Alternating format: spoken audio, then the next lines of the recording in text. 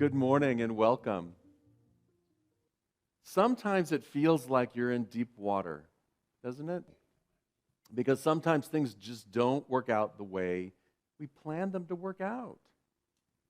Whether it's the live stream, whether it's a relationship, whether it's finances,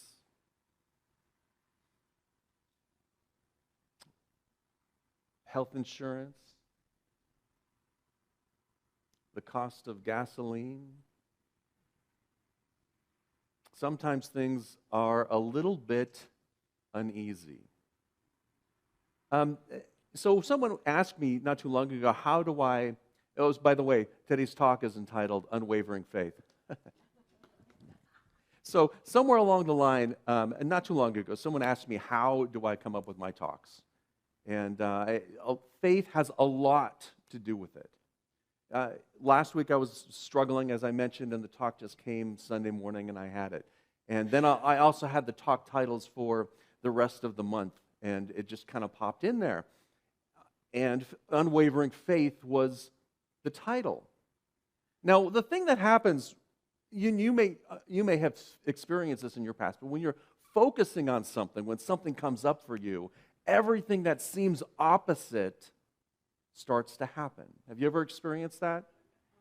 Yeah, so it's like, okay, we've got this going, everything's going great, then all of a sudden, everything that's the opposite starts to occur. And the reason that is, I think, is because it's not that it's trying to prove you wrong or the universe is thwarting you. It's that when you're focused on something like faith, everything comes up to be healed by faith. Everything that seems like it's completely off the charts starts to bubble up for us because it says, okay, you're ready. Here I am, heal me. Well, they had their ballet, end of the year ballet performance today of all the classes in the ballet company at Foothill College for Dance Connection. And they had a beautiful performance. So she was out there Friday nights, Thursday, Friday, and Saturday, getting ready for this, the dress rehearsal, the performances. She had 5 dances, I think, this time around, and it's just beautiful. It's just a wonderful experience.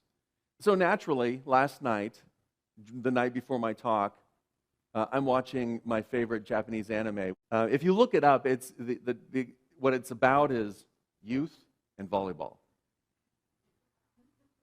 It's a wholesome anime, and of course, Ray will only watch it in Japanese with subtitles, so I have to get my glasses on. I really have to focus on it. So the three of us, Tiffany, my wife usually, and I, we're all watching it, and I have to really focus on it. And of course, it's volleyball and youth with a dose of metaphysics, thrown in there. Of course, they don't market that. I don't know why they don't market metaphysics as part of a Japanese anime, but there you go. And so that's what we were doing last night, is just kind of sinking in, relaxing, unwinding, and in the middle of that, knowing that faith is a part of the process. So what is faith? What do we call faith? I know some people talk about it, well, faith is really a belief. And I think that's a component of it. That's an intellectual component of faith. But it's not the whole of it, because I have plenty of beliefs that really are not true, and that take me in directions that, all of those stories that we tell, all of those rumors and gossip and things that we lather on, or all of the anger, as Lisa was talking about, the unforgiveness and the daily word, all of that unforgiveness, all of those stories that we're believing in at the moment, which aren't necessarily true, isn't a part of faith. Faith also isn't, in unity, at least, a noun, right? We don't describe our belief system as a faith, like many do. Instead, we use that term faith as an ability within us. It's a state of consciousness. It's a state of being where we are one with the allness of life, love, and wisdom. We're one with God, where we know that. And so faith for me is both an intellectual component of the knowingness, the brain things that go on inside my head, but it's also a heart's thing. It's also a sense of feeling of comfort and ease. It's a sense of feeling that oneness, that's that ineffable feeling of when you're one with Spirit. And it's using that idea, and when you're in that state of consciousness is when the law of mind action really kicks in. So intentionally, the things that we give attention to when we're having an intention really become powerful for us. And that's how faith is how we bring that into manifestation. I like actually the Apostle Paul put it this way. He was a very intellectual person and had a lot of brain things going on in his head, I presume. But he said that faith is the assurance of things unseen, the substance, the assurance of taking hold of substance.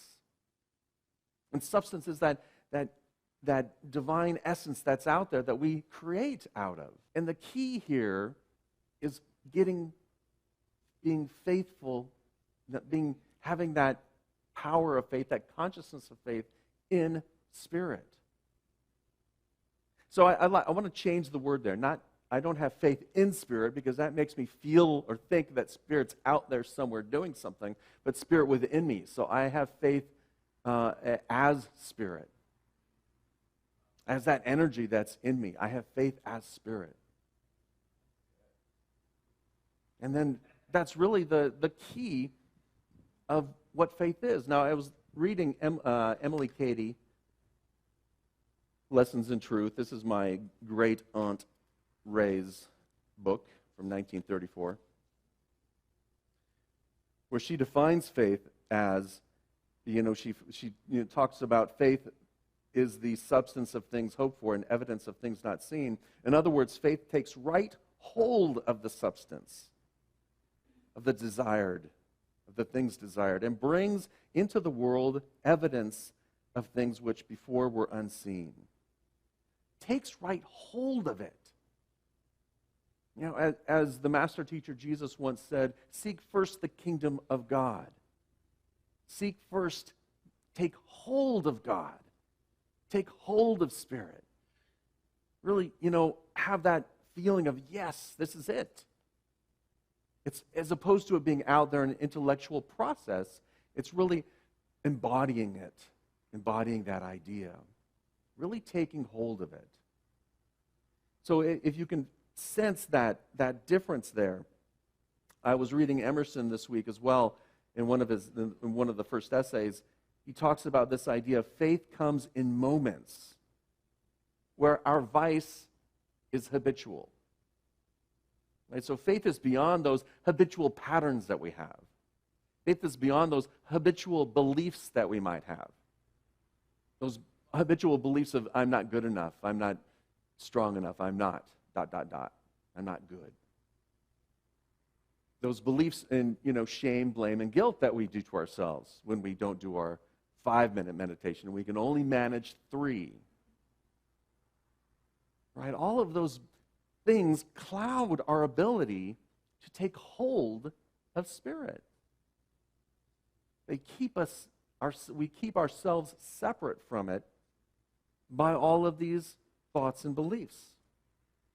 Emerson goes on to say, ineffable is the union of man and God and every act of the soul. The influx of this better and universal self is new. It inspires, awes, and astonishes. It inspires awe and astonishment. So how do I know when I am using faith? How do I know when I'm taking hold of Spirit? Because the idea here is that the things that we are desiring in life are there for us. You are here to live a joyful and abundant life. That's why you're here. That's part of it. And yet, sometimes we look at it and say, well, how do I know that this is not ego? How do I know that, I'm not, being selfish here? How do I know the difference? I think the difference is that ineffable feeling, that feeling that you have inside of yourself. Fear isn't the problem. Fear is not, because all fear does is it tells us, hey, here are a couple areas in which you can grow. So fear is a great pointer of the way, but what gets in our way is the blame, shame, and guilt. that we layer on top of the fear, the story that we layer on top of the fear.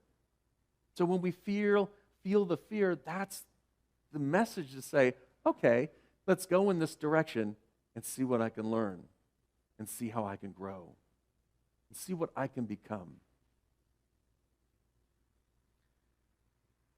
As we move in this fashion, as we begin to really anchor ourselves in this faith, it becomes more of a state of being as we're moving around the world.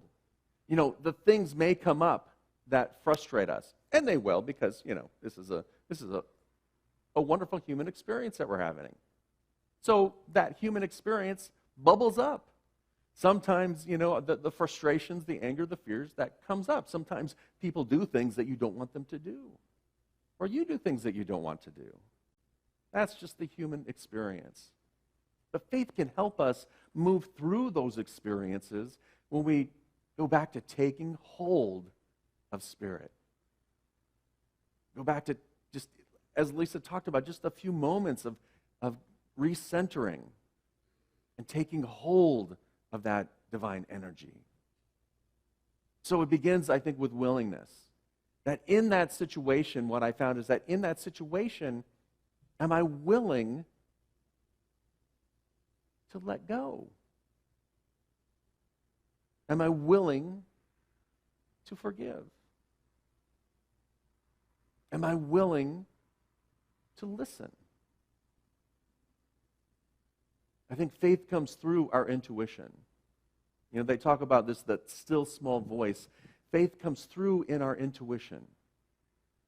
And we get great ideas, and sometimes we're heading down those ideas, and, you know, it's like, oh, it's not working. You know, I'm bumping into things. So do I give up? Do I shift to apathy and say, to heck with it. I'm just going to go watch Haikyuu. I got through almost the whole season. There's one episode left. I'll tell you about that in a minute. Spoilers coming up, if anybody wants to go watch it. What was I saying? Stuff happens. That's right, stuff happens. Stuff happens. And yet when we remember to take hold of Spirit, to take hold of that divine energy, take hold of that harmonic energy within you, take hold of that, despite what's happening on the outside. You know, you will get the message, it's time to turn left or turn right. When things get hard, the question is, I can keep moving forward, learning and listening. Where am I going to go? Which way do you want me to go, universe? If I try this way, does it feel better? If I try that way, is it helping me move towards my goals? Move towards living a more joyful and abundant life. I think that's really how we know, is we have to turn within and be willing to listen to really what's going on in our thoughts, and are we blame, shaming, and guilting people, or myself? Are we causing frustration? Am I doing it just because my ego says, I'm right, and this is the way we're going to do it? You may be right, and that may be the way you do it. And there may be different ways in which you can do it. Perhaps there's a new attitude that you want to bring to the situation. I remember speaking to someone who's in high tech and, you know, leading a group of people and, you know, wanting, this is what we've got to do, and I've got to hold them accountable. And it's like, okay, well, what holds you accountable? Well, a different attitude. You know, yes, I know I have a deadline. Yes, I know I have my list. But, you know, the attitude in which we move through this, in which we communicate with each other, in which we live this, can be different. And it may or may not work out. There may still be a shifting to left or to right.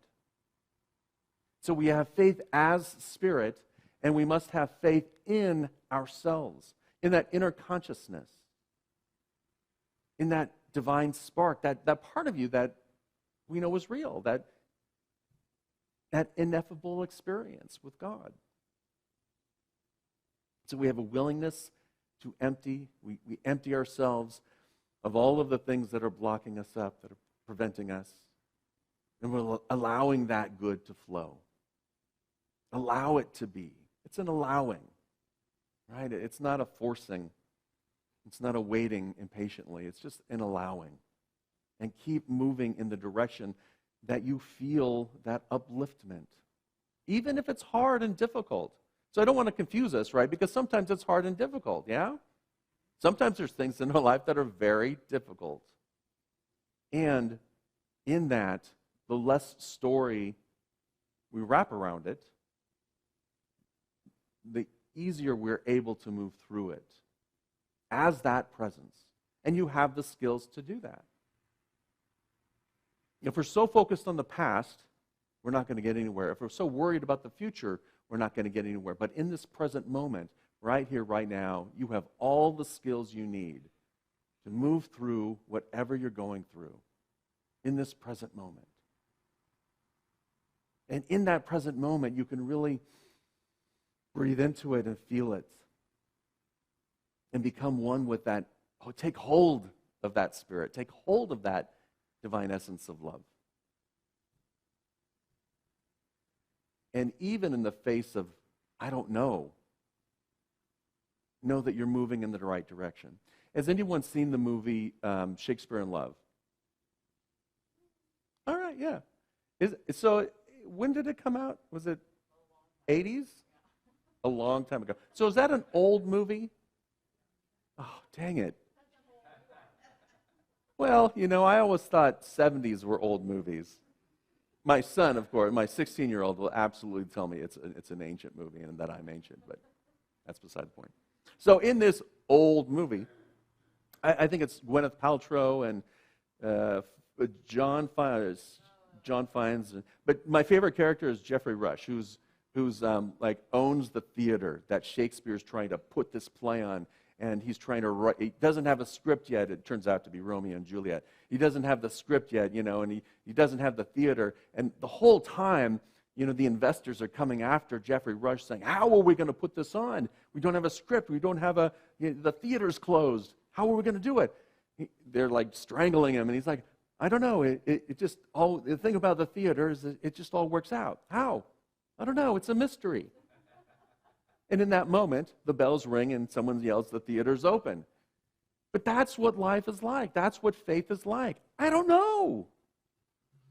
It's a mystery how it's going to go. And if I can let go of my intellect trying to define every single step and allow that intuition to flow, then I can keep moving in the direction that I'm supposed to go and then document it and tell everybody, see how smart I was? It can work both ways, I'm telling you. So it's a matter of really taking hold of that. So there's faith as Spirit, there's faith in me, and then there's faith as a community. Because we're all in a community. We all have community, whether it's your family, your inner circle, your work buddies, the people you see in the grocery store. That's your community, the people that you connect with and have an interaction with. So if you have faith in yourself, if you have faith as Spirit, then you can be in that community and express that faith. I say this because a lot of people have this a concern about trust. How can I trust someone else? I'll love you if you meet all these conditions. And you never do any of these things. And I trust you to know the difference. Of course, I'm not bound by that rule because I'm me. But how many times have we, crossed the line or stubbed our toe? And when times are great, don't worry about it. It's no big deal. But the trust drops down a little bit because we're holding them accountable to a set of rules. So instead of holding them accountable to a set of rules, only do one thing. Seek first that kingdom of God. Take hold of Spirit. Know that faith is in you. Know that that divine essence is within you. So have faith in that divine essence within you. And whatever happens around you, you know you have the tools for forgiveness. You know you have the tools to move through it as that grounded in that faith of knowing you can take hold of substance and bring to it that voice of confidence, that voice of understanding, of connection, of willingness. There's one trust that I have, and that's trust in that divine essence. I trust human beings to be human beings because we're all human beings every once in a while. So I'm not surprised when somebody, hits one of my do not do's. And the more I'm not surprised by it, the easier it is, like, oh, look, there it is. It's another opportunity for me to heal. Because I have faith in me. I have faith in my ability to take hold of Spirit, to be in it, and to shift my consciousness so that I can show up differently, so that I can bring that peace to the world,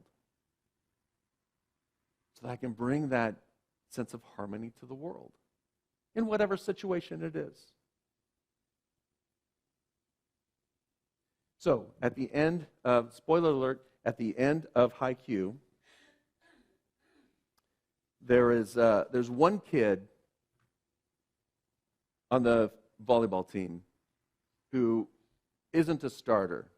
Is a first year, isn't a starter. And at the very critical point, so close your ears if you don't want to know the end of the story. But the very critical point of this volleyball tournament against their arch rivals, it was tied one match apiece, and this was the final tiebreaker match, and they'd already gone up to 30 points. It was tied at 30, which is like 5 points beyond what volleyball is supposed to go to.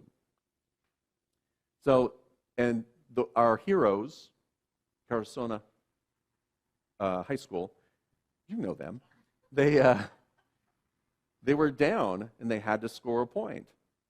It was tied, but the team was struggling. They had lost faith. You could see in their eyes. They were weary after 3 games.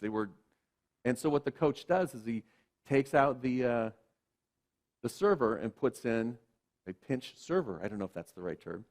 He just comes in, and this kid has never played in a match. He's practiced with them, and he gets up there, and he hits the ball, and guess what? Anybody want to guess? No! It hit the net, and it fell down. They lost the point. And he felt, can you imagine? Miserable. The first at-bat, sorry, I'm mixing metaphors. The first time up to serve, and he blows it. And the team is like, you know what? It's all right. That gelled the team together. That missed point. The kid walked off dejected, and the team came back, scored the next point, and then lost. They lost the match. Now, I didn't get to see the last episode in the season. That was the second to last episode of the season because my child was tired. They went to sleep, and I'm not allowed to watch anime without them. So I went to my room, I got on my computer, and I watched the last episode. But, yeah, I'm not going to let them tell me what to do. But anyway, but here's what I came out of, because I knew there had to be something in there. I had faith that there had to be something in there for this talk, this idea of faith. And there was this scene with this one kid who had never played in a match, had his one chance and blew it. And it's like the team leader, hey, next time just make it over the net. That was it. So he's out there with his dad outside in their courtyard at home, dejected, sitting down, saying, I want to do better. I want to play more. It's so hard. I'm working so hard. And his dad, who played volleyball for the same team, who had the coach, I don't know. So anyway, he basically said to him, because he was in the same situation back then, he said to him about his experience, practices were tough, and many times he thought about quitting. So how many times have you thought about quitting something, a goal, a task, a project? How many times have you thought about quitting? He thought about quitting, and then he said to himself, the first time I managed to serve an ace at a match, That's a serve that scores. I thought, man, how many hours did I practice for this one shot? This one shot. If I can savor this one shot, this moment, I can survive those tough practices. Find that one thing that can really lift you up. Because in every moment of your day, every moment, there's one thing, if you look for it, that you can find that you can savor in that one moment. That one thing that you can say, okay, I'm taking hold of Spirit. I'm taking hold of this experience and this ineffable feeling of oneness is going to carry me through all of the tough times. To me, that is true faith.